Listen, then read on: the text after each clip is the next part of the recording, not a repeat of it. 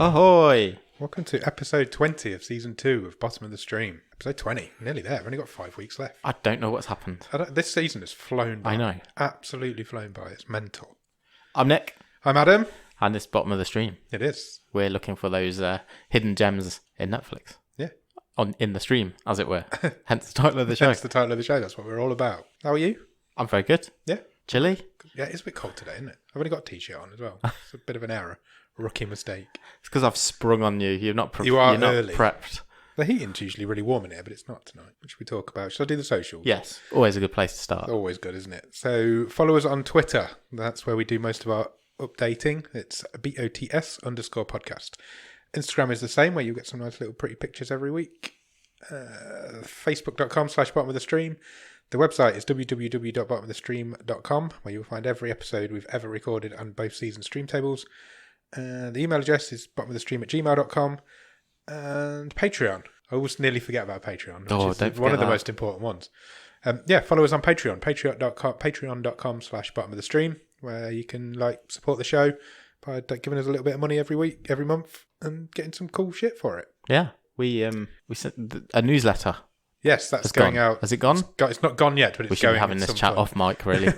It is ready to go. It just hasn't gone yet. Yeah, the first issue of the Bottom of the Stream newsletter is ready to go. Yes. I might do that tonight, actually. Get that out there. Awesome. One of the many little bonuses for your We've got a mini Patreon. episode coming tomorrow for would be last week now, but it's very confusing, this time travel. I know. Time traveling confuses It's me. all happening. Yeah, so www.patreon.com/bottomofthestream, where you can support the show if you want to financially. If you can't support us financially, then drop us a review on Apple Podcasts. Yeah. Or Podchaser, where you will be able to rate and review the show. It all helps. It really does. Puts it in front of people's eyes. Yeah. And it is. It makes us feel good too. That's the socials done, I think. I might drop a little promo for somebody else in here. Welcome to the Movie Cellar, where we have a VHS collection, So many fucking VHS tapes. an internet connection, It's acceptable. and extremely uninformed opinions. That you're kind of understating it. My name's Dan. I'm George. And I'm producer Chris. George, I really liked your interjections there. Yeah, it was a good back and forth. So we're cutting a promo, so we should probably tell people what the fuck we do. Yeah, what do we do, Yeah. Producer Chris? What do you produce? We are a podcast that watches VHS tapes in alphabetical order. Yeah, man. That's basically it. We start the show with 2 movies on board from a certain letter of the alphabet. We flip a coin between them, take a brief intermission while we watch it, and then we come back and we talk about it. This one's way more boring. Like, Nah, this I one think this is sounds pretty really good. Good. This makes us sound like we know what the fuck we're doing. We don't. It's uninformed, man. Oh, Yeah. shit. We're out of We're time. out of time. Bye. If I didn't, then they didn't do it. If I did, they're really good. Go and listen to it. Should we start with Netflix news? Yeah. Go on, I know you've got a bit. I've got a little bit of Netflix news, which ties in also into the top of the stream. Seamless. Seamless link. I read earlier this week that Adam Sandler's been signed up for 4 new Netflix movies. I know, he's a movie producing, starring machine. He is at the this minute. guy. So he had a real success with that one earlier last year. Murder Mystery. Yeah, that was really successful. We got more views than The Irishman. Yeah. Oh, it was ridiculously successful And for then- Netflix's way of counting, I think. More recently, Uncut Gems came out, where everybody's gone wild for. I watched it on Friday night. What do you think? Hated every single second No. of it. It's awful. Well, I haven't watched it yet, but you would appear to be in the minority. Very much so, and I don't really know why. It's lots of loud, brash Americans shouting at the same time as everybody else for an hour and a half. I really didn't enjoy it. I will. Didn't get it at I'll all. wait till I've seen it. But was he not good? He's supposed to be great in it. It's a good performance, but he just shouts a lot. It's not an Oscar-worthy performance. Not a chance. Interesting. I'm not having it. And I have got something against Adam Sandler, as we know. I don't like him, but this is a serious role, so I took it as I'm going to watch a serious movie. Do you not enjoy the story? No, Okay. honestly, I didn't enjoy a minute of it. Well. Not a single second of it. So I'm looking forward to those 4 other movies that he's about to make.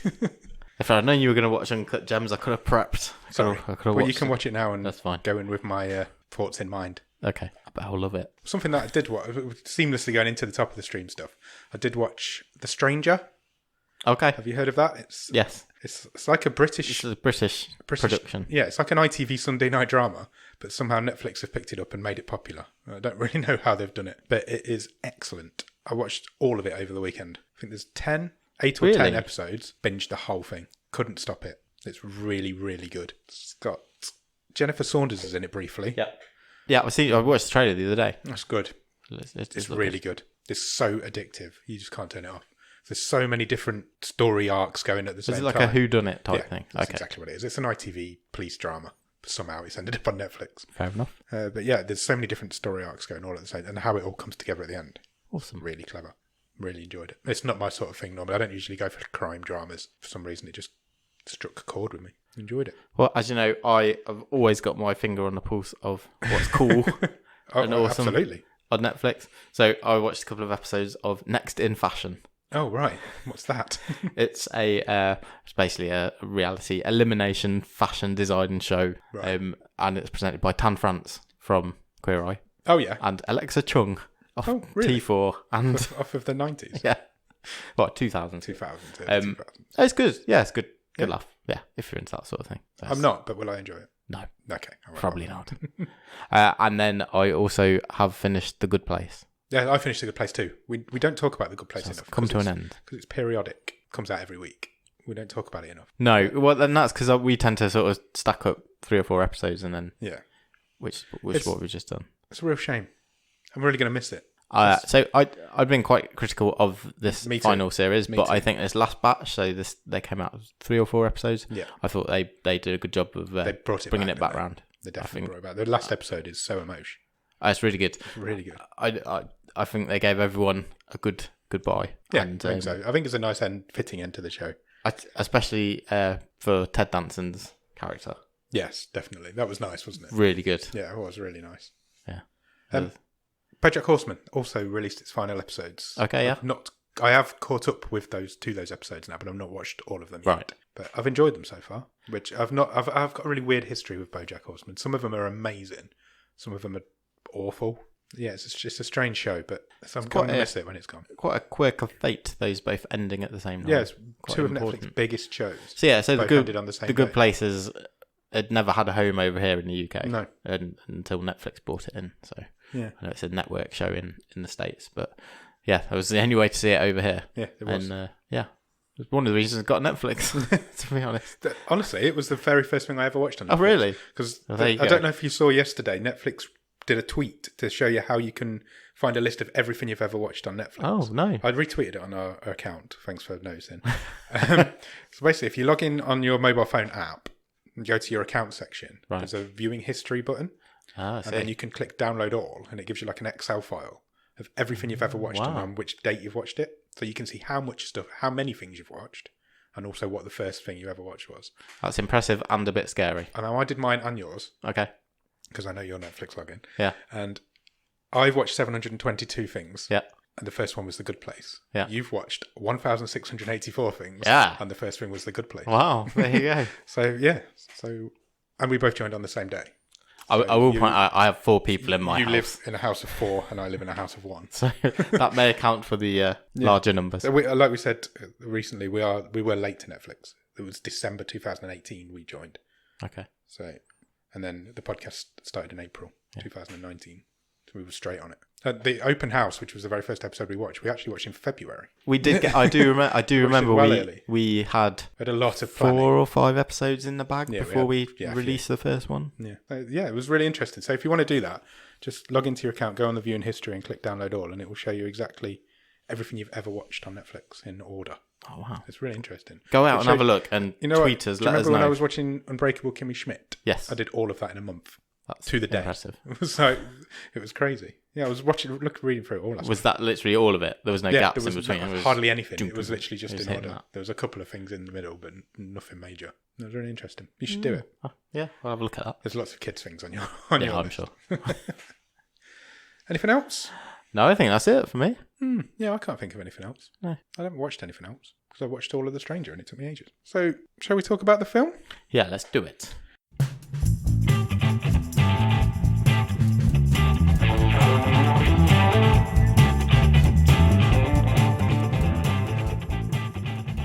So, this week, out of the randomizing app came a film called He's Out There, which is a film from 2018, is a 15, is only on for an hour and 29 minutes, and is currently rated at 5.2 on IMDb. Okay. Stars Yvonne Strahovski, who plays a character called Laura. Yeah, she's a familiar name. Yep, you will know. I know her mainly as being Hannah McKay in Dexter. Yeah. She came in towards the end of the show, didn't she? Well, not in the good point where Dexter was good. She was After not the in shark those had been seasons. jumped. Very much so. She's also in 91 episodes of Chuck. I never really watched Chuck. No, I never got into it. But more recently, she's in The Handmaid's Tale. Okay, yeah. I've never seen that either. But... Battlestar Galactica. She's very famous for that, I think, as well. Yeah, so she's been in quite a lot of things. I didn't do any research on the kids because I always find that weird. They hadn't been in a lot of stuff anyway. The guy who played the masked man was called Ryan McDonald, and he was in 20 episodes of Fringe. Remember Fringe? Yeah, I think I watched most of the first series of Fringe, and I don't think I ever went back. Although I would quite like to. I persevered with Fringe and did get to the end, and it completely goes insane. The last 2 or 3 series. Yeah. Are batshit crazy. Absolutely batshit crazy. When it starts being like alternative universes and all that sort of stuff. I remember when it was good. I really enjoyed it. Then it was good. It was really good. It was really, really good. Yeah, check out Fringe. It's interesting. I'm not sure if it's on Netflix. It seems like the sort of thing that would be. Oh, I don't know where you can find Fringe. I'll do some research. I'll let you know. We'll tweet it. Director. This is an interesting story. Interesting story here. You know, do you want to go through it? I'm doing it from memory. Okay. We'll say, throw me the name first. The director who is credited on the film is a guy called Quinn Lasher. Sounds like a made-up name. It appears to be a made-up name. Yeah. The person who actually directed the film is called Dennis Iliadis. I believe so. He's Greek. He's Greek. I think he that's directed a good pronunciation. The Last House on the Left or The House on Haunted Hill. I think it was Last House on the Left. Yeah, he directed that, but appears to have completely distanced himself from this film. Yeah. And had his name taken off the credits and put a fake name on it. So we did find one article on this. Yeah. And essentially that's what it said. Yeah. But there was no reason as to why he'd distanced himself from this. Yeah. Or what creatively had caused this breakup. Yeah, it's really strange. But the director is credited as Quinn Lasher. Quinn Lasher, who doesn't appear to be a real person. No, he's not. Is not a real person. No. Only has this one credit on IMDb and nothing else on there. It's a really weird story. Yeah. Yeah. So I'd be interested to find out what happened there. Yeah, it got me interested, I must admit. But it doesn't appear like he's ever done any stories or interviews into why he's done it. No. Creative differences. I can only assume. Quinn only assume. Nice. I know you didn't do that on purpose. I didn't at all. He's Out There. Do you have a one-word review of it? Mean. Mean? Yeah. Okay. Yeah, okay. I'll let you have that. Okay, thanks. Where do we start? With a bit of... Well, at first I thought it was a poem. I agree. I did as well. I've written here, kid reading a poem. But it wasn't a poem. No. It was a child doing a voiceover reading part of a storybook. Yeah, which I think was poetic. Well, yeah. It is in that sort of verse, isn't it? And as the voiceover's going on, we are sort of scanning over a crash car. Yeah, it looks like the aftermath of something. A bloody weapon of some sort. A couple of damaged cars. Yeah. Yeah. But the sun's out, and it's kind of a nice day. Yeah. Yeah. It's weird. It was clearly the morning after something had happened. Yes. And then we kind of, I guess, flash back from there, and we're in a city. I can only issue. I don't really know what city it was. Was it New York? It's a city. It looked a bit like city, New York. Yeah. And there's a lady who we now know is called Laura, and she is packing up her car with her 2 children and some belongings, and they're going to their lake house. They appear to be going for a weekend away. The husband is there, but he's not going with them. He's going to follow later on after he's finished doing whatever the fuck he's doing. Yeah, so the husband's Sean, and they kind of have a little, not argument, but there's a couple of pointed, a bit of a pointed conversation. About him. Yeah, so he's basically having to go to work when he should be going on holiday, going with them. Yeah. So he's going to follow in a few hours. Is basically what's happening. Yeah. So she leaves, and we get a bit of a driving montage of. There's a lot of drone shots in this film. Yeah, there is. They love a drone shot, and so it's like driving drone shots. But it's also cut in with the title card, which is basically scenes from this book that this kid's reading. Illustrations from this book, and a nursery rhyme is playing over the top. Yes, and we've got your first sort of trope of creepy. A nursery rhyme being slowed down a bit to make it creepy. Yeah, it was Knick Knack Paddywhack. It was, and it was creepy as fuck.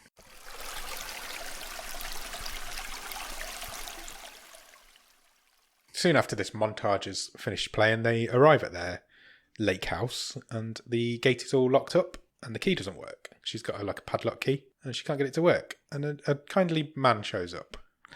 This was the first point at which I was confused. Yeah. Because, and this relates to several questions that came up through this film. Yeah.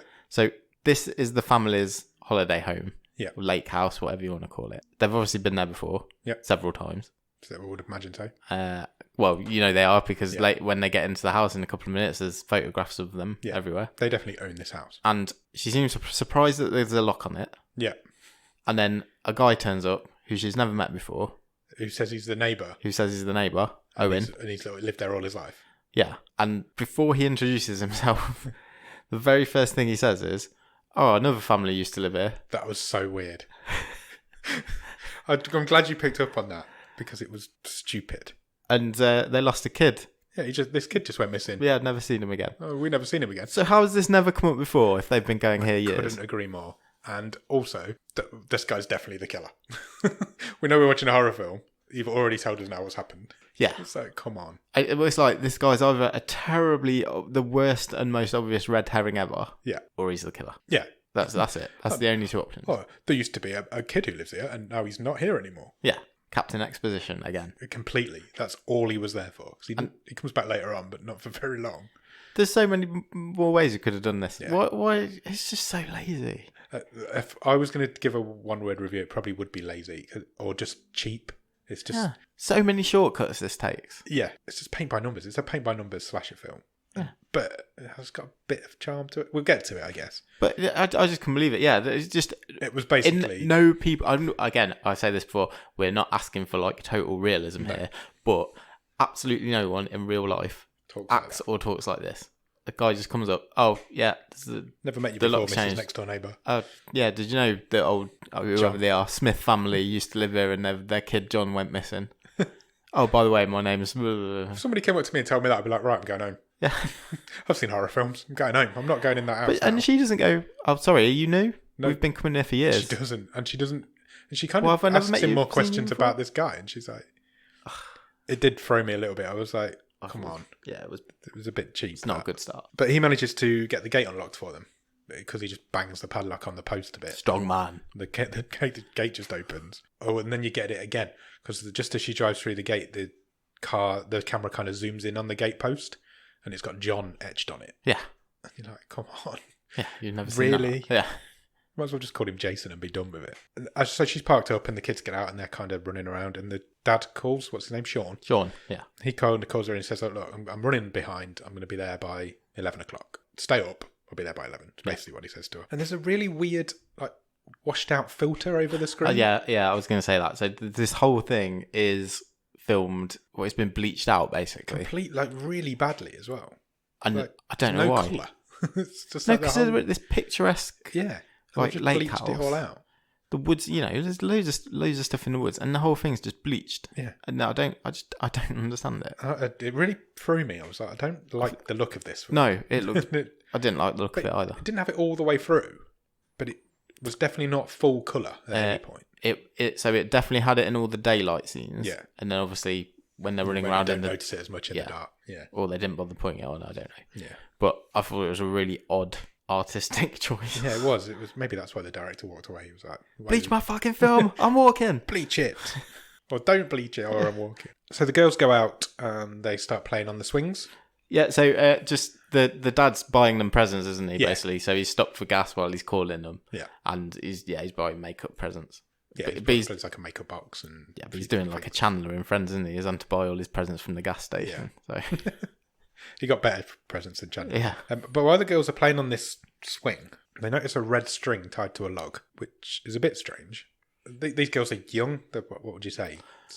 I reckon you've got about 8 and 5. No, I'd say put the older one about sort of 10ish. Oh, really? Yeah, and the younger one sort of 6, 7. Okay. Yeah. You're the expert in that range. Okay. So I'll take your word on it. So they follow this red string and they kind of follow it through the woods.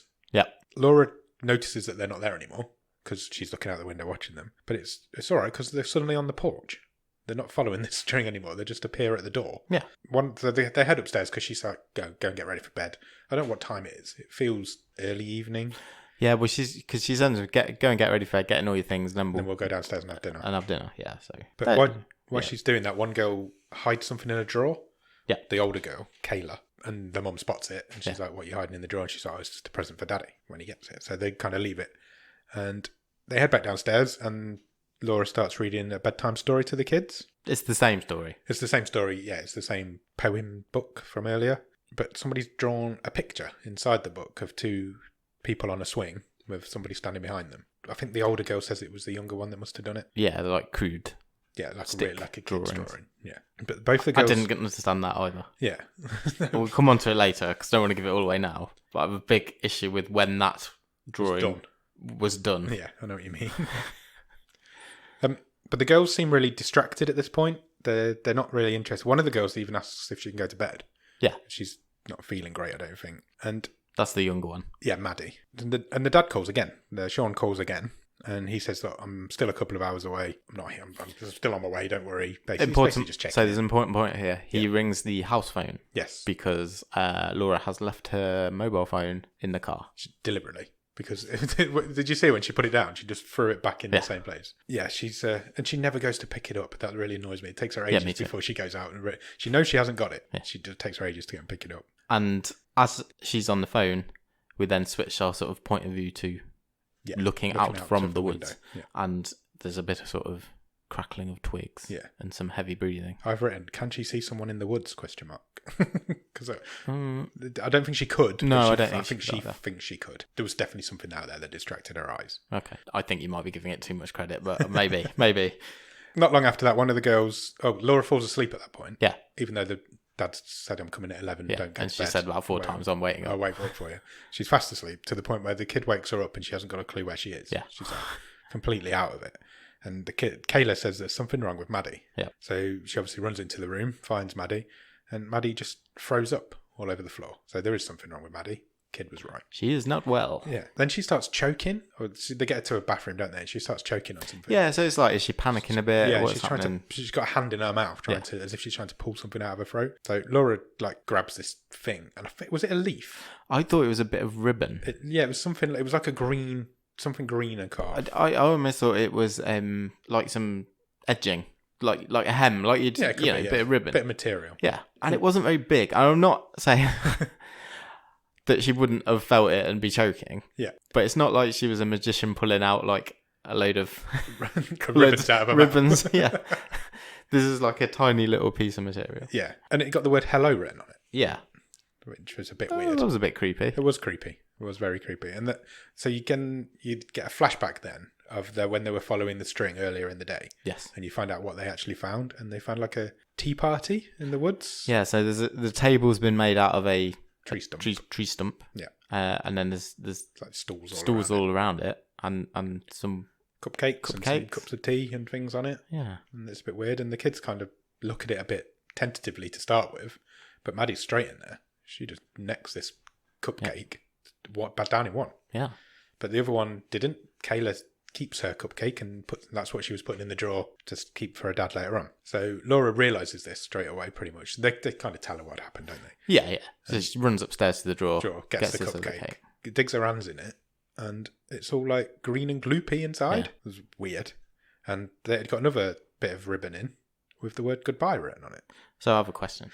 Go on. Is this meant to, again, maybe giving it too much credit, everything is so basic in this film. Yes, basic's a great one-word review. Yeah, was the green supposed to be poison? Possibly. And did goodbye mean if you ate this one you'd have died? You would have died. So obviously she ate the hello one, and she's not very well. She's not in a good way at all. Really, but not most very of the well. rest of the film. Yeah, but was I supposed to take that from it? Do you think, or don't know? Were they equally as bad? Or? It didn't look very nice inside. It was all slimy and gloopy. Maybe I'm giving it too much credit. Maybe you're right. I don't know. It didn't get eaten, so we'll never know. Yeah. It's not something we'll ever know. And then suddenly they hear the standard movie trope of banging noises upstairs. Footsteps / clanging, all going on. And the phone's not working. The house phone is now is not working disconnected. because Laura's still not been outside to get her mobile phone, even though she's alone in the woods. People in these movies never learn, do they? No. So she grabs a knife, and I've written here, her mobile is still in the car, and underlined the word still. But at this point she thinks, I know what I need my mobile phone. Yeah. So she heads outside against much protest from the kids who do not want her to go outside because they just scream and scream all the way through this film. Yeah, now. they do. They never stop. There's a lot of screaming. There is a lot of screaming, but she heads out there anyway. But the phone isn't in the car where she left it. Oh, we've not mentioned the kid's doll. Yeah, I've got questions about this as well. Go on. So at the start of this film, just correct me if I'm getting any of this wrong. At the start of the film, I don't know if it's when they're at home or when they get to the cabin, there's this little doll. Yeah. Which I don't know whether one of the girls made it or whether they found it on a previous visit. Yeah. I'm not sure what it's supposed to be telling me. But it's got like a handmade drawn face on it. Yeah. And it's a handmade doll. So I don't know what if this is trying to tell me it's one of something that John made and they found on a previous visit. Because dolls do come up later on. Yeah. Or if the girls had made it at home. I don't know. Anyway, there's another one in the back of the car. Yeah. Or is it the same one? I don't know.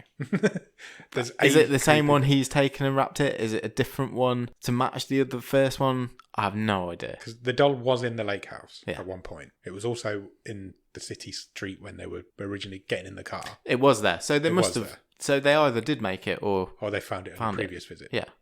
And then, but now it's wrapped up in the back of the car in like wrapping paper. Or he's made another one because there's two girls. Possibly. I have no idea. I don't know. It is clear as mud. Absolute. Either that or this doll's moving on its own. Yeah. I don't know. But it's creepy as fuck. It's horrible. It's got like a drawn-on face. It's not a nice looking thing. But yeah, anyway, she finds it in the back of this car all wrapped up. So she goes back into the house to collect the kids because she's like, we're going to leave now. Yes. We're done. We're getting out of here. As they're getting in the car, the window explodes or the rear, the glass went off. Was it the back someone's throwing a rock at it, basically. Yeah, somebody's throwing a rock at the window. So they kind of run off and they get in the car and she hits it into reverse because they need to go backwards to get up the drive. And so she's driving backwards and all of a sudden... Oh, this really made me laugh. I actually laughed out loud. All of the wheels fell off the car. Yeah. Like, all of them. Like they're driving this clown car at the circus. And it just broke... It broke me. It broke any tension. It did. It looked really janky. They rolled off down there. But it always looked like it was going to tip over. Yeah. But it never did. And then they ended up hitting a tree, didn't they? And got out. But this was what we'd seen earlier. Yeah. So the aftermath of that is what we'd seen earlier at the beginning of the car film. in a verge. Yeah. Stuck up a verge with no wheels on it. Can we also talk about the laughing? Yeah. So this is the first time in this movie. Basically, at points when they're being chased or stalked, there's a laughing sound. Yeah. What did you make of that? It was a bit odd. Were they supposed to be hearing it? Was it just in the soundtrack? I don't know. They never acknowledge it. No. So it's basically like it's the sound of a creepy kid laughing. Like they are, and obviously the thing is that, you know, this masked guy is playing with these, you know, like they're his prey, they're his plaything. No, that's exactly what's happening. Well, you've already mentioned him, so that's fine. Yeah. And I credited him. Yeah, of John. And so every time there's a scene like this, a chase scene or whatever, there's this giggling child laughing, but it doesn't sound anything like him. No, or the two girls. What's going on? I don't know. What is going on? I don't know. It's a bit weird. So anyway, after the wheels fall off the car, like a clown car, they all run back into the house and kind of lock themselves in, and they head to the kitchen. And Maddie's got a rash on her neck, and she's not breathing well at all. They keep saying, breathe, take deep breaths, but she can't. So Laura's like, I've got some pills upstairs. Yeah. They'll work. I've got pills that will cure rashes and being unable to breathe. She heads back upstairs. The kids are screaming again because they don't want it to leave again. These kids did a lot of screaming in this film. They did. These kids are young as well. They're like, how do you get kid actors to work in these sort of films? I know. So harrowing for them. Yeah. It must be quite traumatic. Because when the guy does turn up, it is quite full on. Yeah, we'll come to it. It is a good mask. Yeah, it's It's pretty scary. Anyway, she runs upstairs to get the pills and she heads back down to the kitchen. Well, she drops half the pills down the sink first. Because that's what you do in a film. When you pick up a bottle of pills, everybody always does. Yeah, you've seen it hundreds of times. Hundreds of times. So she managed to rescue like the last couple of tablets, So she crushes them up and puts them in some water and Maddie drinks it down and she seems to be miraculously cured after that. She's still a bit ill, but nowhere near as bad as she was. it would be fair to say she shakes off the illness from here on in. She does, indeed. Seemingly. And then they hear some more banging and some more knocking, and it's like the patio doors to the house. Like leads out onto the lake. Yeah, the big windows. Big double windows. So, and it's going on for ages, and the kids are screaming again.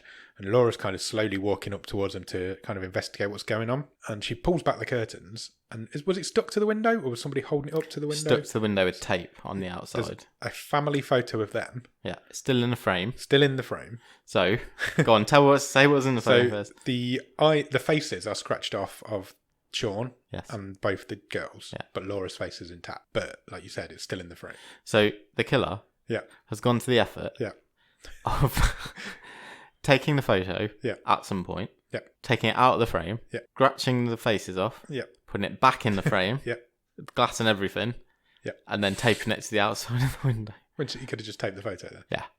I mean, arts and crafts, you know.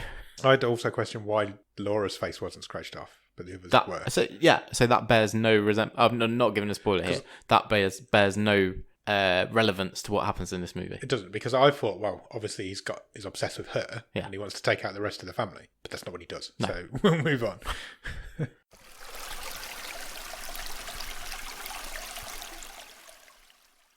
Maddie all of a sudden throws up again. The kids are kind of screaming now for their dad. They're back up in the bedroom at this point. Yeah. Kayla doesn't want to leave anywhere. She's like, I'm staying here now. I'm done. She's like, well, your dad will be here in a minute. And she's like, oh, he's already here. He's standing under the tree outside. Look. So she looks out. Laura goes to look out the window, and there's a shadowy man out there. Yeah. And he just waves. Yeah. It's really weird. And he's standing under the tree. And then the camera pans across to the book, which is on the nightstand. Yeah. And on the spine of the book is scratched the name John. Yes. Same as it was in the gatepost. Yeah. Why hadn't they spotted that before? Yeah. If they say earlier on that this is the first time this year they've had a chance to get to the lake house. Yeah. So even if that book came from the house originally. Why are they taking it back? Which it must have done. Yeah. Well, yeah, big kids do that. You know, I really like this book. It's the only book I want to read. Yeah. So they've had it for a year. Yeah. And they've never noticed it's got this John guy's written on it. name on it. Unless it didn't have before, and he's scratched it on since they've been He's not been in the house yet? No, not that we know of. Oh, I don't know. Anyway, at this point, Sean does show up, and he's kind of at the gate outside because somebody's locked it back up again. It's been locked again, yeah. Because even though Laura told him she'd leave it open for him earlier. This time he finds a piece of red string tied to the gate. He tries to call Laura at one point. He does. She's still not answering. So on the end of the string, there's a little note, and it just says, "Follow me." Yeah. So he thinks somebody does answer the phone, and it's just somebody heavy breathing down the phone at him. So he follows the string, and he really doesn't want to. It's like 11 o'clock at night. No, he's not up for it. He's just driven all night. He even says, doesn't he? Oh, come on. Yeah, if you're pranking me, I'm not up for it. Let's do it in the morning. Yeah, prank me in the morning. But he's just followed the string, and he's ringing Laura's phone again, and he can hear the phone ringing. Yeah, like her phone ringing. So he thinks, oh, she's being down there. He thinks he's being pranked. And somebody answers the phone, but there's nobody there. There's heavy breathing. Yeah. Yeah, well, that's it. And he gets to the same place that the girls got to, this like tea party area. Yeah. And there's 4 creepy as fuck, like life-size dolls. Yeah, but they're like, they've got like wooden faces. Wooden heads. So, yeah. So the crudely homemade. Fucking horrible. Family, basically. They're creepy as anything. And they're sitting around this table. Laura's phone's on the table. It is. So I don't know who answered it. And he kind of looks off into the distance, and you see for the first time, you meet the masked man who is called John. Yeah. He sort of emerges out the woods from behind. This isn't revealed to us at this point, but it's pretty obvious. Yeah. Yeah. He kind of emerges out of the woods, and he's got this weird little axe thing. And then it cuts away. We don't see anything. Does he raise the axe? He does. Just as Sean turns around. Yeah. But then it cuts away. Yeah. You don't see him. So we've still not seen anything happen. No. And then we go back to the house, and they're in the lounge again. They're moving around this house like. Yeah, in fact, I've even sort of noted that considering how sick Maddie, the little kid, is, they're moving around a hell of a lot. Yeah, why not just she's like jogging around, lock yourself in a bedroom or something? She's run it off, hasn't she? She has completely run it. She still can't breathe properly, but she has run it off. And then suddenly somebody knocks on the door. They can hear Sean's voice talking through the door. But it sounds weird. It's not like he's standing there. No, so it's basically his recording off Laura's voicemail. Yeah. So when he was just walking through the woods saying, "Oh, come on, stop playing jokes on me," blah, that's blah, blah. playing. That's what they don't know that though. No, all they can do is hear they can hear his voice. So Laura goes kind of towards the door, and she opens the door, and her phone's hanging in front of the door from a rope. Yeah. obviously. And he's done a good job because it's a thick rope. Yeah. And he's managed to tie a phone around it. And put a little paper note on it as well. Maybe I've not given this guy enough credit for his arts and crafts. He can't see very well. He's got his mask on. There's also a note on the phone that says, I'm home. It does, yeah. And then suddenly the phone drops. Did she touch it? Or No. It just dropped on its own. And so the rope starts uncoiling and falling and falling and falling. And then all of a sudden, this bit made me laugh. Sean's body just hits the deck in front of her. It does, yeah, with a thud. Yeah. And so she screams. The kids scream because they kind of seen something, but they didn't see it because they're still in the house. So she starts crying and she's crawling over the body and she turns it over and he's got no eyes. What do you call a Sean with no eyes? Sean. Sean with no eyes. Yeah, he's had his eyes pulled out, which is a really good trick with an axe. Yeah. So she realises straight away what's going on. So she runs into the house to stop the girls going out there because the girls are about to follow her out. So she's like, no, we're not going out. It's not your dad. He's not here yet. Something else is kicking off. Basically just shut up. And then suddenly all the lights go off. Yep, power's gone. Yeah. Standard horror movie trope number 76. But it's all right because Laura gets out instantly a flashlight. Yeah. Which I have to question. I know she's under a lot of pressure. Yeah. This is not a good situation. But I have to question that decision somewhat. Instantly giving away your position in the house. Yeah, it's not the best move, is it? And then, so they think, well, what we'll do? We'll head outside. Yeah, they're just making a run for it. Basically. Yeah, they decide they're going to make a run for it, don't they? And they get to the swings where they were playing earlier, which are just out the back. And the creepy dolls are there. Yeah, so the ones that were sat around, the big ones that were sat around the tea. Yeah, not the little one. The big ones that were sat around the tea party earlier. And there's one hanging. There's two on the swings. Yeah, one hanging behind them. This guy's been busy. He is so fast. Busy. He's moving all this stuff around. Yeah, on his own. Yeah. Oh, he's managed to get Sean on the roof. I know. Busy boy. But then while they're out there, because they're heading, I think they've spotted his car. Yeah, she kind of thinks, Sean's dead here. His car's got to be somewhere. But then stuff starts getting thrown at the car, at them, trying to get. It's the eggs. Is it eggs? I couldn't make out what it was. So she, Laura, when Sean was at the gas station buying the makeup presents, I feel stupid. Laura said, "Can you pick up some eggs?" It's the only thing I forgot. Yeah. So they're now just being pelted with eggs. Somebody's egging them. Yeah. Bit like was that film we watched the other week? In the babysitter. Yeah, the babysitter. They were getting egged. So they're like, "Oh, we don't want to be eggs," and they run back in there. Have you ever been egged? It's horrible. I have been hit with an egg. What? It just made me laugh. I'm trying to avoid basically this Jason ripoff. Yeah. I was joking last week when I said had someone remade Friday the 13th, and one of the most scared they've been, despite start getting chucked. Yeah, despite having seen the father and husband, with no eyes drop down in front of them. Maddie nearly choked to death. Yeah. It's the eggs. It's the eggs that are the tipping point. They literally freak the fuck out and they're like straight back in the house. So every time they go to leave, something stops them and they end up back in the house. Kayla's thinking at this point, I've seen that scene before of the people on the swings. And that's when she goes to grab the book. Yes. And she's like, look, he's drawn us. What?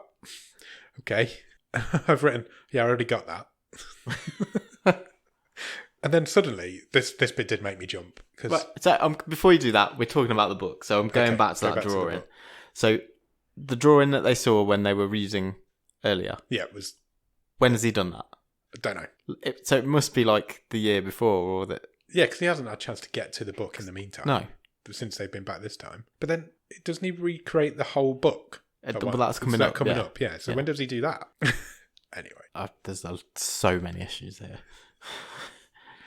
It just doesn't make sense. There's a proper jump scene now. Because literally jumped out of my skin now. Because they're all standing around in the kitchen. And suddenly one of those big dolls comes flying through the window. And I think that did get me, actually, when proper it made goes me through jump. the glass. And it makes them proper jump. And they all run upstairs as quick as they can. Kind of Laura shuts the door. And she's kind of lying on the floor, looking under the door. Yes. And she's like, we'll just wait here till the morning. Everything will be fine in the morning. Horror movies. Yeah, they barricaded the doors up and She's like, horror movies don't happen in the daytime. It'll be fine by the morning. But then after about 2 minutes of that, she's like, I need to go back downstairs. No, there are. Yes, you're right. Sorry, yeah, I'm getting confused. But the reason she wants to go downstairs is because she finds some eggshell in one of the girls' hairs. Yeah. And then that's when she thinks, car keys. Yeah, I'll get the car keys off Sean. Yeah. So she does. She heads back down. So where were they going the last time they went outside? I think they were just making a run for it. I don't think they were going for his car. They can't have been. They can't have been because they didn't have the keys. So she puts the girls in the wardrobe. She's like, stay there, don't come. She's like, count to 20 and I'll be back. So she gives them a wristwatch, Yeah. which glows and says, right, count along with the second hand. Yeah. I'll be back by the time you get to 20. Yeah. No way. No She's way. not making that run in 20 seconds. Not a chance. So she hides them in the wardrobe, gives them this watch, and she heads back downstairs. And she goes back out to Sean's body, and she kind of frisks him for his car keys. And then it kind of cuts away, and we go a scene back at the front of the house, because another car pulls up next to Sean's, which was obviously going to be Owen, because he's the only other character that we've met so far. And then it cuts back, and we go back to Laura, who's running back up the stairs, just as the girls get to I think they get to 22. Yeah, something like that. She did well, but now they're upstairs. They can hear somebody downstairs. Yeah, so So someone earlier is when now they were in the downstairs, house. they can hear somebody upstairs. Now they're upstairs, they can hear somebody downstairs. And he's you can hear the heavy footsteps coming up the stairs towards them. Somebody's coming, and then they start hearing this car horn blaring because the gates are still locked. Yeah. So Owen's obviously out there banging his car horn, and then he comes wandering up the drive. Yeah, Like and the footsteps recede. Yeah, they kind of go back. Laura starts flashing the flashlight at him. Yeah, out the window. Yeah. I was worried I'd said flashlight then, but I didn't, so we're all good. And He wouldn't have noticed that. No, Not probably in the dark. wouldn't. And he notices Laura, and she's like banging on the window, like screaming at him, help, help, help, get me out of here. He can't hear a word she's saying. No. This is quite clearly a thin, single-paned glass window. Yeah. She's bawling at the top of her voice. Yeah. The two kids are screaming as loud as they can. Quiet outside. Yeah. They're in an isolated woodland area. There is no way he wouldn't have been able to hear. He comes across so stupid as well, because he's looking up at us like, what? Yeah. What's wrong? What's happening? What's the matter? And then suddenly he gets an axe in the side of his head. Yeah, he does. So he's done. It was a bit like Thingy in The Shining. I always think that if somebody's coming up and then they get killed straight away, I always think of Halloran in The Shining. Right, I'm going to say this now. Go on. So, there's another film we've watched this year, which this is obviously comparable to. Yeah. And that film is Hush. Yes. And I'm sure when we sum up, we will talk about a bit about the comparison. Yeah. But can we just briefly consider how they deal with with Owen, who's come as the knight in shining armour, versus when Sarah's husband turned up. Yeah. Was she called? In Hush. Yeah, I think it was Sarah. And how well that was done. Yeah. And the killer was a proper person and sort of tried to trick him, and it had an actual tension to the scene. There's a lot of similarities to Hush. Hush is like the good version of this. And there's no tension to any of this. No. It's like, you could have got something out of this. Oh no, he's just got an axe in his head. It's done. It was quite a graphic scene. It was good. It was well done. It just, his head caved in like a melon. I know, but it took me. I know I'm joking about the window thing, but that genuinely took me out of it. It was like, there's no way he's not going to hear her. She did break the window just before, didn't she? She smashed the window with her elbow, and then she screamed, "Watch out behind you!" just as this axe enters the side of his head. Anyway, Owen's dead. That's all we need to know. He is gone. Both men are dead. Sean and Owen are both dead. Suddenly, the lights come back on in the house out of nowhere, and for some reason, the garbage disposal in the sink turns itself on.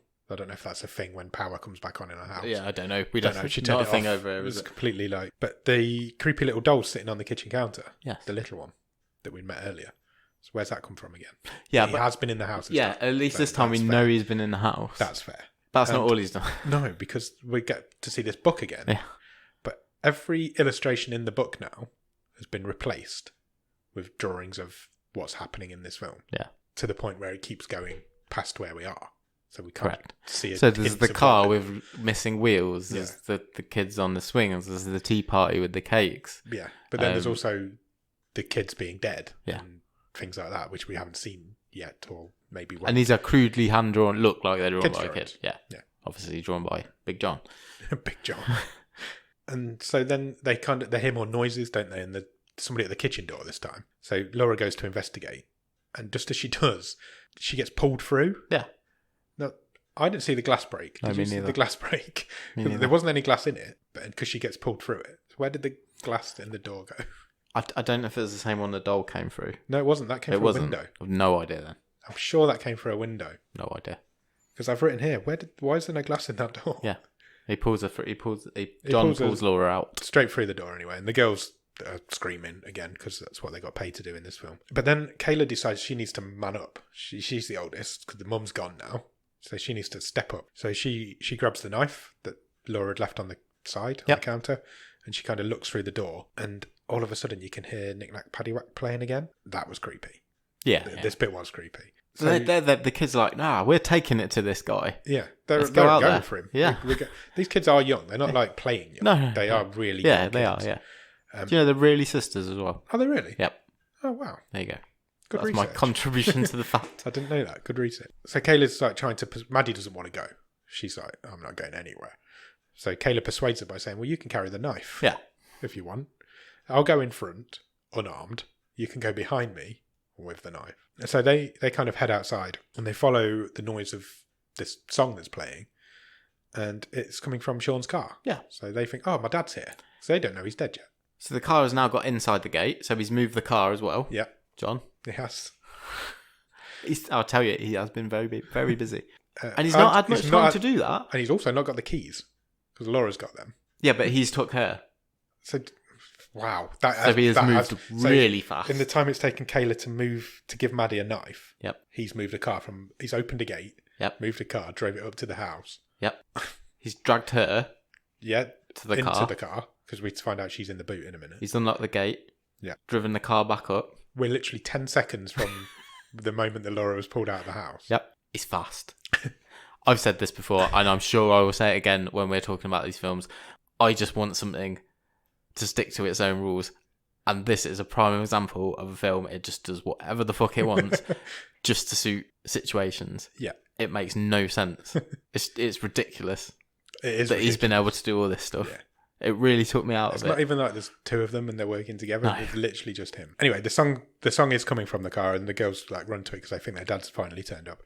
But he's not there, obviously. He's not in the car because he's dead. They don't know that. And they hear knocking from the boot, or they hear something from the boot.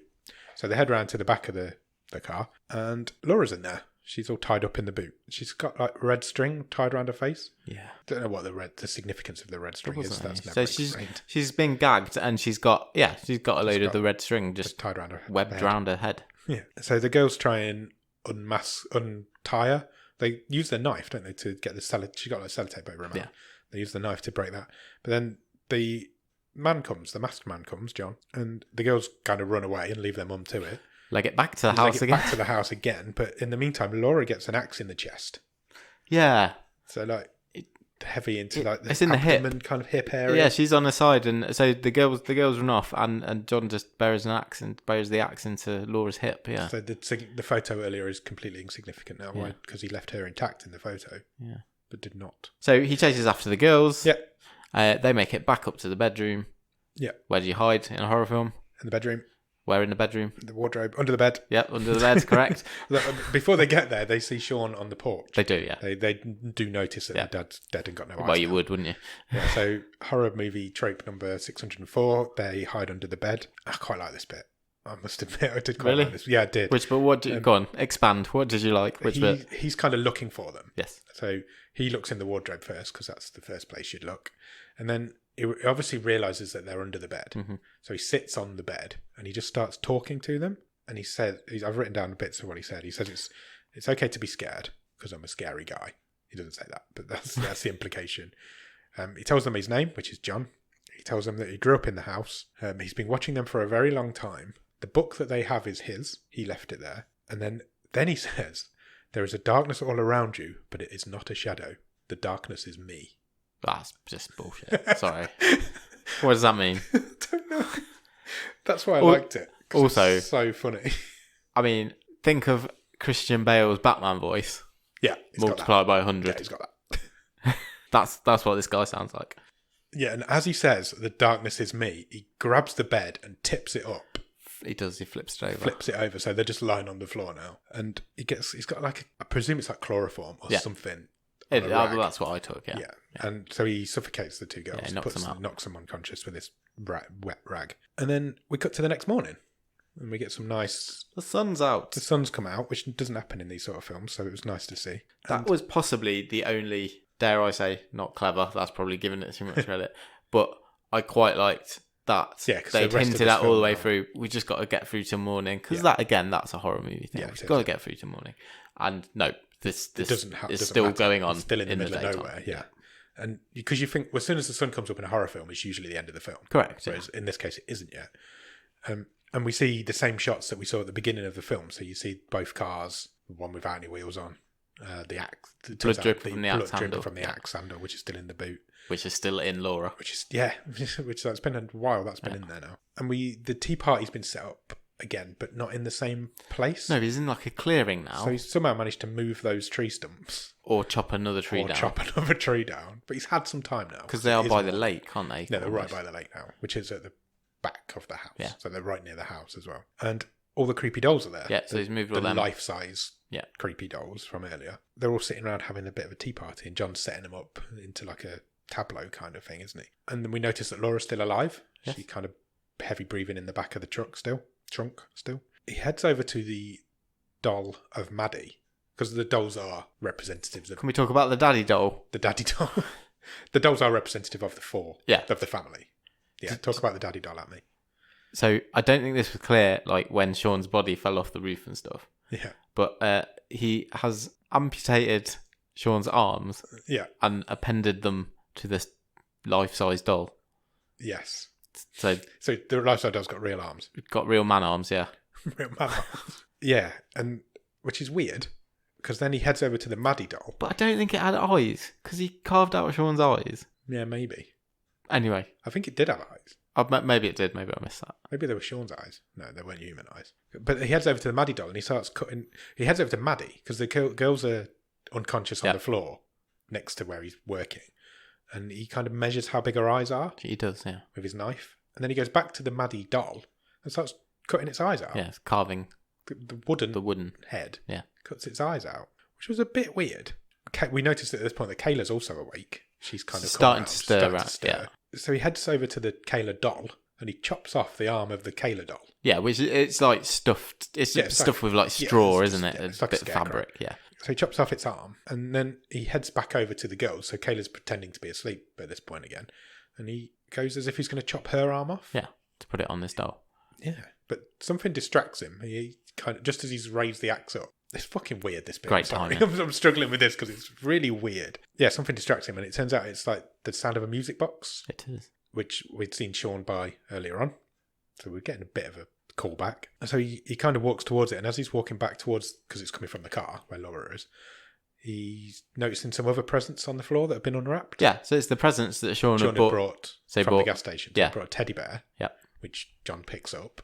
There was something else. I think it was two wine. bottles of wine. Yeah, it was 2 bottles of wine. So he picks them up. And then he gets to the car and Laura's not in the boot anymore. Correct. So he kind of looks in and the music box is playing. And Laura kind of axes him from behind. She comes up behind him. Yeah. Hits him with an axe. With one arm. No, not because it's been taken off, but she's like holding her side where she's got this. She's had an axe in her all night. Yeah, exactly. It hurts. So they have a bit of a scuffle and she's got a knife as well. So she's stabbing him in. Is it a knife? I didn't know it was a bit of glass or a knife. Something like I'm not sure what it was. She was stabbing him in the leg with something. She stabbed him a couple of times in the leg. They have a bit of a scuffle. He gets a few hits on her as well. She kicks him in the nuts. She does kick him in the nuts. And as he turns away, she manages to axe him in the back. Yeah. And he goes down. And she's really sort of pushing it in there. Yeah, she kind of buries it in. So he's done. He's down. He's out. End of John. She took care of him pretty easily. She took him down straight away, yeah. Considering she'd had an axe in her all night. Yeah. She took him straight down. Didn't like that. So anyway, she heads over to the girls. They're both awake now. And they get back to the car. They head back to Sean's car. Yep. Drive away. He's still there. He's still on the floor. And then they drive a bit further. And Kayla says, "Mummy, where's he gone?" And you kind of look back. And John's not on the floor anymore. And the film ends. Yep. I get the impression you didn't like this very much. I thought this was hot garbage. It was hot garbage. I thought it was fun. But not in the way that it should be. Because it was fun to watch as a car crash of a film. And I like that sort of thing. So I did enjoy it, but because it's shit. It's really bad. I enjoyed it. There are creepy bits in it, and there are some jump scares. There are a couple of creepy bits in it. It's quite... Some people would be scared of it. Yeah. Because it's really tense at some points. I also clearly think it is a film that did fall apart at the seams. Yeah. Because I know it sounds like... I don't want to sound like I'm being really... like movie critic, anal and picking it apart, but some of it has to make some more sense than it did. Yeah. In terms of the amount of stuff this guy was able to do in seconds flat, it really annoyed me. I also thought this film was really mean. Like I said, that's why I used that. I don't know if I've changed over the years, but I just found this horrible. It was horrible. Those two girls must have been distraught after they finished filming it. It entertaining. They never stopped screaming all the way through it. I did find it entertaining. I was entertained by it. I don't think any of the protagonists were portrayed as strong. No. That goes for Laura as well. What made me laugh the most is there's a complete lack of motive. It's completely that scene at the beginning where Owen says, "Oh, this kid used to live here and then he's gone missing." That's so bolted on. Yeah. To the point where, why is this kid who's gone missing now a fucking creepy masked axe murderer? Yeah. Who's like 7 foot tall. Yeah. And built like a. And why has he waited all these years? Weightlifter. Because he's a fully grown man now. Why has he waited all these years to turn into a psycho? Yeah. There's no explanation of who he is or what his motive is. And why these guys who have been coming here for years and years, all of a sudden, why is he taking them out? Why do it now? Why has he got a photo of them where he's left Laura intact, but he's killed the other? Because I thought they were going to go with, he's in love with Laura. He's been watching her for years. He's stalking her. He's going to take out the rest of them. They didn't do that. He axes Laura, kills Sean, and leaves the two girls alive. Yeah. I really struggled with this. He didn't make any effort to kill those two girls. He could have easily killed those two girls. I didn't. What were the dolls all about?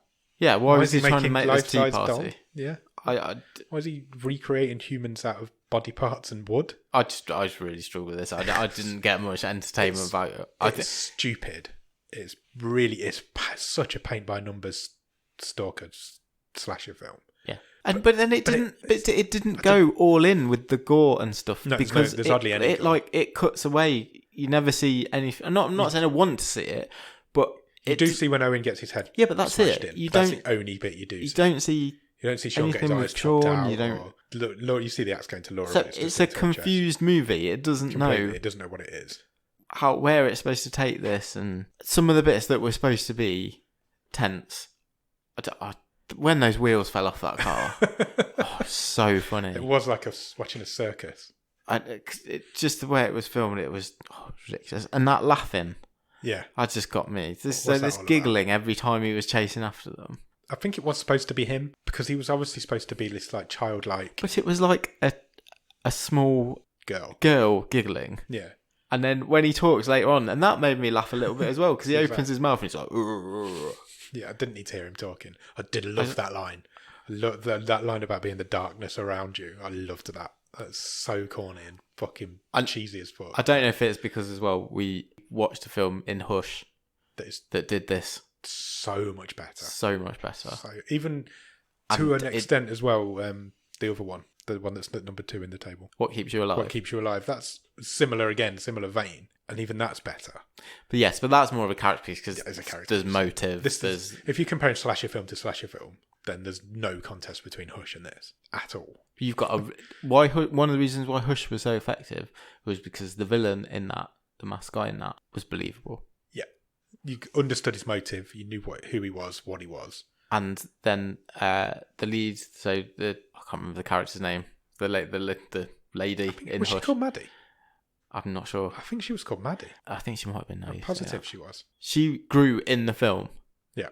And you started off with her as in, she was not confident. She didn't know where she was going with this book and what ending it was going to have. And that grew with her through the film. And she struggled through the film. She didn't have any of this last superhero rush of strength. Yeah. It was realistic. And that's what made it creepier. And this just threw all of that out the window. Yeah. And you're right. That's a great word. It was lazy. It really is. It's as if somebody's gone, make us a slasher film. And it's just like, okay, we'll have no script. We'll just have this. It is a Friday the 13th rip-off. You can't get around the fact that guy is Jason. Yeah. 100% is Jason. With no backstory and no motive. But it's just a creepy big tall guy in a mask. You have to compare it to those sort of films, the Mike Myers, the Jasons. I love those sort of films. So I have got some time for this, but it's a really bad example of a slasher film. Yeah. But it had its charms. I thought I enjoyed it a lot more until I've spoken to you about it today. I must admit. I just think you had, again, things like the creepy nursery rhyme. I've seen it so many times. It reminded me of, what's the one with, is it Jeepers Creepers? Yeah. So again, it's an old song playing slowly. Big guy in a mask. It's just like it's every horror movie. Come trope, on, guys. Every slasher movie trope you can think of. What year was this from? You say 2018. Yeah, there are much better examples out there. Yeah, there's much better. I feel like this sort of thing was 10 a penny 10, 15 years ago. Yeah, it was. There's much better examples out there. There's much better examples on Netflix, and there's a much better example on our list. But it's just fun. I enjoyed it. I did enjoy it. Nah, but I enjoyed it for all the wrong reasons. Yeah. I enjoyed it because watching. I like watching films fall apart at the seams. I enjoy watching that. I definitely did that, and it did do that. But they had nothing to do. None of so either of the kids or Laura Yvonne Strahovski had nothing to do in this film. No, like you said, apart from just run around screaming. Yeah, that's all they did. There was no thinking to it. Again, like in Hush, she developed a plan. She used what she had around her. She, there was a cleverness to it. Yeah. Nothing like that in this. No. Both male characters died instantly. Yeah. Without any sort of screen time. Sean had only ever been on the phone. And then he was the guy, so John he was invincible in this, and then suddenly it was Jason. And then all of a suddenly she finished him off really easily. So simply. Yeah, I can't see you getting 10 of these films. Like there are Friday the 13th films. No. Really can't. No, I'm not saying this is the worst thing we've seen. No, it's nowhere near the worst thing we've seen. But it's one of the things I have enjoyed watching least. Really? That's yeah, whilst I was watching it, I was like, I'm not enjoying this. I enjoyed it just because it was, like I said earlier, I like watching films fall apart at the seams, and it entertains me when films are shit. I like watching shit films. Yeah, me too. and we've seen a few of them this year. So for example, we watched The Anomaly the other week. That's awful. Shit film. Absolutely terrible. That's a shit film. But I quite enjoyed how bad that was. That's how I feel on this one. I didn't hate watching that. I really didn't. Whilst I was watching this, I was like, I really don't like this. I'll turn this off. I wouldn't watch this if I didn't have to watch it. That's how I was with The Anomaly. Yeah. That's really weird that we had that exact opposite feeling. Yeah. Because that's exactly... This isn't my genre either. I don't like this. It is mine. It's completely mine. But yeah, and The Anomaly for me was a shit film, whereas this is a half decent shit film. Whereas we're the opposite on it. Yeah. You think that The Anomaly's are half... The Anomaly's one of the worst films I've ever seen. Oh, yeah, by that. But this isn't. But I didn't... At no point did I want to turn that off, and I wanted to see what happened, even though it was terrible. Turn The Anomaly off. Happily. I knew within 15 minutes of this, I was like, no. I didn't get better. It surprises me that you hated it that much. I just thought it was fun. I love watching things like this. Just shit films. That's just who I am, I guess. I just like that sort of... Fair enough. Have you got a trivia question for me? Yeah. Whose turn is it to go first? I can't remember. Shall I go first? Yeah, I think because I've only got one. No, I've got two, but you've already answered one of them. Was it Knick Knack Paddywhack? Yeah, although I think it's called This Old Man. Oh, is it? Yeah. But I'm not going to quibble. Apologies. I have a feeling you might ask my second one, but go on. Let's hope not. Let's risk it. I couldn't think of anything, and then this thing pops up on the screen. I was like, well, there's my question. And okay. I think that you probably might have done the same, but I don't know. Right. The book. Yeah. Is it going to be the question? I think it's going to be the same question. You keep getting questions right because of... What I was going to ask you. Yeah, because they're the same, because we write the same questions down. What was the name of the book, Nick? The book, Adam, was called Darkness Hides. It was. It depresses me so much. And now you haven't got a question for me. No. Put that in your pipe and smoke it. Right, give me a second. Okay. You might have to cut this down. I'm not sure how long I'm going to be quiet for.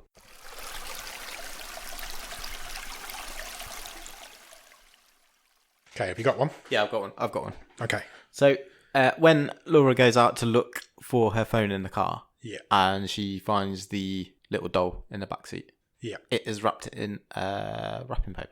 It is. He's wrapped it up as well. What colour is the wrapping paper? It's like a metallic red, pinky red kind of colour. Yeah, I'll give you that. Yeah. Well, no, I don't think it was very red. I thought it was more a pinky purpley, but I'll give you that. Yeah, it was, definitely metallic. Yeah, it was. Yeah, it was foil-y type. Proper full foil. Does that make it 7-5? Yes. Wow. We're only 5 episodes left. Yeah. Let's get into the crunch point of the trivia. What happens to the winner?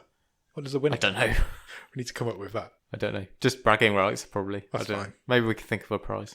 You can have some stickers. I've got loads of them. I don't need any more. I've got so many of them. If anybody wants any stickers, just drop us a message on any of the socials and we'll send you some out in the post. If you'd have told me a month ago I'd get 5 in a row right, You need to You're step not your getting game them up. right. You're just asking the same question. You're writing down the same questions. I'm not sure you're not reading my notebook. That's really annoying me. That's 5 weeks in a row you've done that, pretty much. Should we talk about the stream table? Yes, let's have an argument. Let's have a massive argument. Where are we looking? Yeah, well, quite near the bottom, I would have said. Oh, shit. Okay, so you want me to... Wow. There's a lot of films on this table now. Okay, so I'm not going to say it's in the bottom couple. Okay, it's definitely not... It's above the anomaly, so let's knock that out. Yeah, like I say, the anomaly is terrible. I don't know how that's not at the bottom of this stream table. I really don't. Buster's My Heart was loads worse. Okay. Blackwater and Clinical in 15th and 16th? It's not as bad as Blackwater. No, it's not. Clinical and The Clapper, 15th and 14th. I'd have it. This is the area I'm looking at. Okay. I'm drawn Tell to me our. where you want it. I'm drawn to our old friend, The Clapper. the Clapper. How does the episode 4 The Clapper was? So there's like 16 episodes ago and we're still talking about it. It's an awful film as well, and it slowly creeps up this table.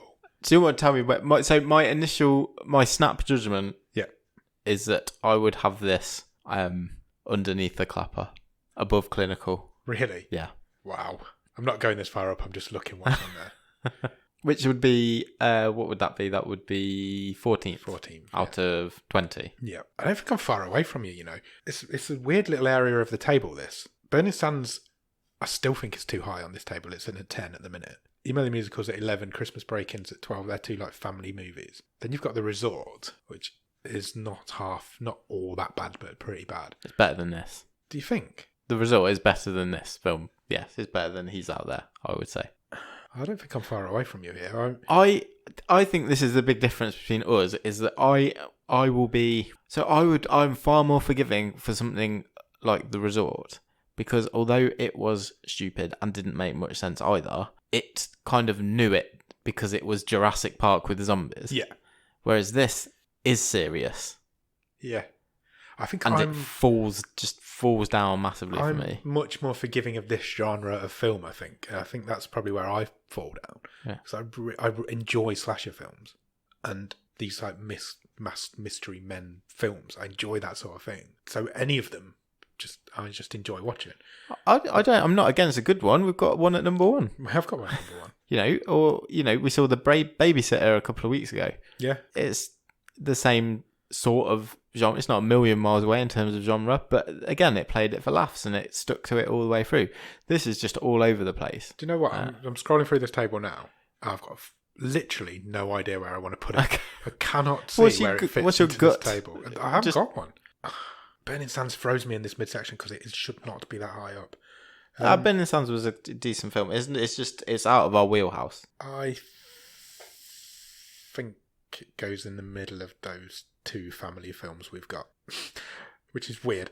I think it's better than Christmas Break-In, but I don't think it's quite as polished as Emo the Musical. And where did you put it? Below the Clapper? Yeah. So you've got the Clapper, the Resort, and the Christmas Break-In above it. Yep. That's interesting because I always think that the way I look at this table is that there is a big gap between the Clapper and everything else above it. Yeah, there is. And I would firmly have this in the shit section of the series, which for me is the Clapper down.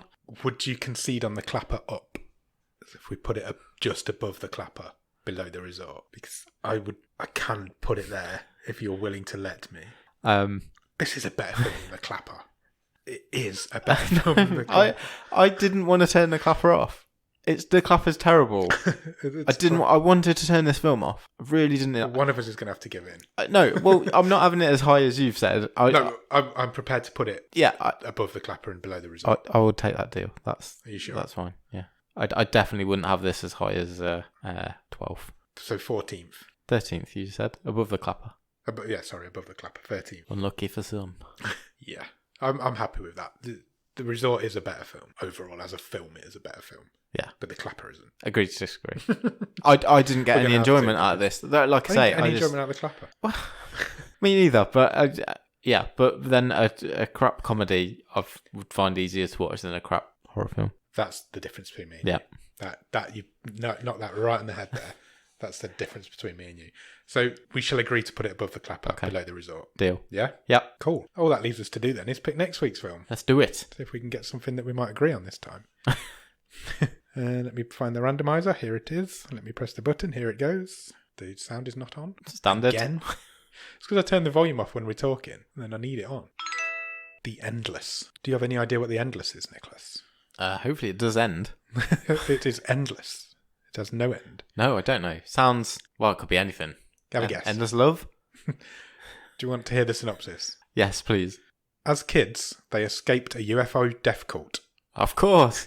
Now, two adult brothers seek answers after an old videotape surfaces and brings them back to where they began. Oh, that's vague. Very vague. Do you want to watch the trailer? Yes, please. There is a house. I was told that they were all going to kill themselves. That's why we left the cult. They sent us a video. Whoever's watching, I just wanted to say the Ascension is something that we've all been looking forward to. We couldn't be happier. I want to go back. One day, one night, we come straight back. Good to see you two. What the dickens brings you all the way out here? Just thought we'd visit while you're here. We're always here. I used to make a lot of your clothes. You remember that? They're all in like their 40s. They just look young. It's weird. Why come back now? The video you sent. What video? How is that possible?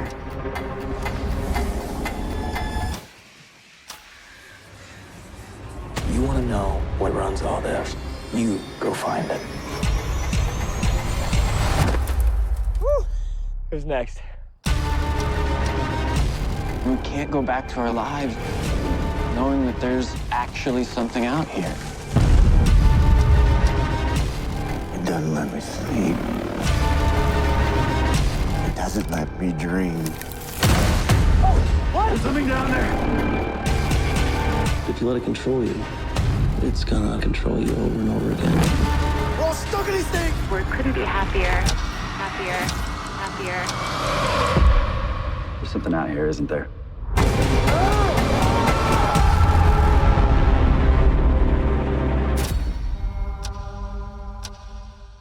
That looks like nothing we've seen so far. That looks cool. It does look interesting, doesn't it? That looks fun. I'm looking forward to that. Yeah, me too. It's on for a bit longer than our normal. You notice that almost every film he does is on for an hour and a half. I know. That is not planned. It's not planned. It is so weird. This one's on for 1:51, so it's a little bit longer. Need to find some extra time.